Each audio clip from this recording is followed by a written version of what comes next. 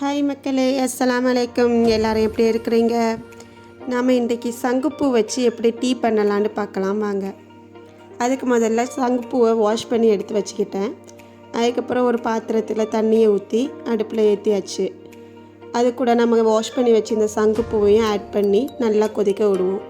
இந்த சங்குப்பூ உடம்புக்கு ரொம்ப நல்லது. ஹெல்த் பெனிஃபிட் நிறையாவே இருக்குது. மெயினாக கேர்ள்ஸ்க்கு பீரியட்ஸ் டைமில் வர பெயினை ரொம்பவே கண்ட்ரோல் பண்ணும்.